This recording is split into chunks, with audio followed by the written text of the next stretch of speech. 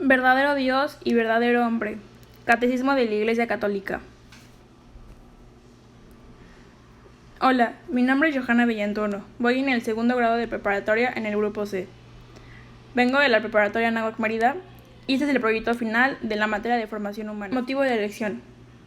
Elegí este tema ya que en el transcurso del semestre fue el que más logró captar mi atención, que más me envolvió dentro de su extensa información. Me sorprende cómo es que Jesús es hombre sin dejar de ser Dios y que la propia Iglesia haya puesto en duda su divinidad, si había sido por naturaleza o por adopción. Es un tema que sin duda alguno llamó mi atención y logró llenarme de conocimiento. Introducción. Hablaremos sobre cómo Jesús es verdadero hombre y verdadero Dios. Cuando la Iglesia se negó a decir la divinidad de Jesucristo, cómo y cuándo concibieron la naturaleza humana de Cristo como una especie de sujeto personal. Estos son 3 puntos sobre el documento del Catecismo de la Iglesia Católica.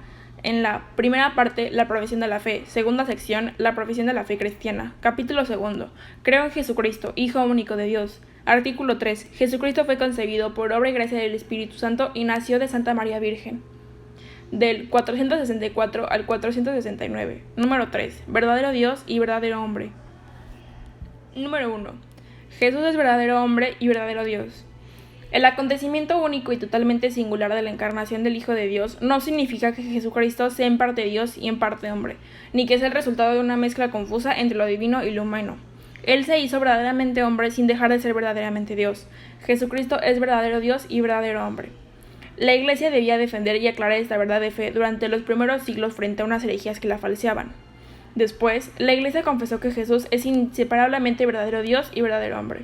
Él es verdaderamente el Hijo de Dios, que se ha hecho hombre, nuestro hermano, y eso sin dejar de ser Dios, nuestro Señor. Las primeras herejías negaron menos la divinidad de Jesucristo que en su humanidad verdadera.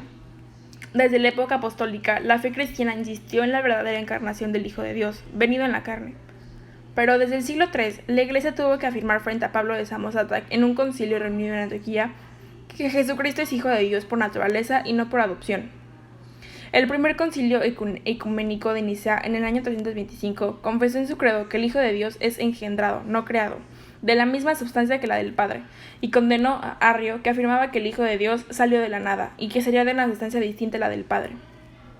La herejía nestoriana veía en Cristo una persona humana junto a la persona divina del Hijo de Dios. Por eso, el concilio de Éfeso proclamó en el año 431 que María llegó a ser toda madre verdadera de Dios mediante la concepción humana del Hijo de Dios en su seno. Madre de Dios, no porque el Verbo de Dios haya tomado de ella su naturaleza divina, sino porque es de ella, de quien tiene el cuerpo sagrado dotado de un alma racional, unido a la persona del Verbo, de quien se dice que el Verbo nació según la carne. Número 3. Concibió en la naturaleza humana de Cristo como una especie de sujeto personal. Los monofistas afirmaban que la naturaleza humana había dejado de existir como tal en Cristo al ser asumida por su persona divina de Hijo de Dios. Enfrentando esta herejía, el Cuarto Concilio Ecuménico de Calcedonia confesó en el año 451: hay que confesar a uno solo y mismo Hijo, y Señor nuestro Jesucristo, perfecto en la divinidad y perfecto en la humanidad, verdaderamente Dios y verdaderamente hombre, compuesto de alma racional y cuerpo, consubstancial con el Padre según la divinidad y consubstancial con nosotros según la humanidad, nacido del Padre antes de todos los siglos según la divinidad, nacido en los últimos tiempos de la Virgen María, la Madre de Dios, según la humanidad. Después del concilio de Calcedonia, algunos concibieron la naturaleza humana de Cristo como una especie de sujeto personal. Por tanto, todo en la humanidad de Jesucristo debe ser atribuido a su persona divina, como a su propio sujeto. No solamente los milagros, sino también los sufrimientos y la misma muerte. El que ha sido crucificado en la carne, nuestro Señor Jesucristo, es verdadero Dios, Señor de la gloria y uno de la Santísima Trinidad. Conclusión del tema. Podríamos decir que Jesucristo, después de muchas dudas por parte de la Iglesia, logró hacerles entender a todos que es un verdadero Dios sin dejar de ser un verdadero hombre. Su divinidad es excepcional. Todo en la humanidad de Jesucristo debe ser atribuido a su persona divina como a su propio sujeto, no solamente los milagros, sino también los sufrimientos y la misma muerte.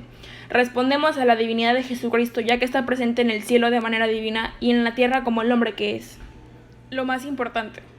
Para mí, lo más importante de este proyecto fue ver cómo incluso la propia gente de Jesucristo dudaba de cómo había sido concebido. Pero al final se logró demostrar su divinidad y que Jesucristo es Hijo de Dios por naturaleza y no por adopción. La divinidad de Jesucristo de ser hombre sin dejar de ser un Dios es algo excepcional. A mi parecer, se me hace interesante cómo es que existe tal divinidad. ¿Qué te dejó el semestre? Durante ese semestre me pude acercar más a Dios gracias a todo lo que aprendí, como la divinidad de Jesucristo o cómo es que Dios creó todo lo que nos rodea. Todo lo que vemos, todo lo que somos y tocamos es Dios. Está presente en todos lados, aunque no lo podamos ver, y sabemos que se manifiesta de vez en cuando, apoyándonos y a pesar de todo, no dejándonos solos, perdonando nuestros pecados siempre y cuando estemos arrepentidos de nuestros actos y estemos dispuestos a entrar al reino de Dios, gracias a su gran misericordia y a su gran amor por nosotros.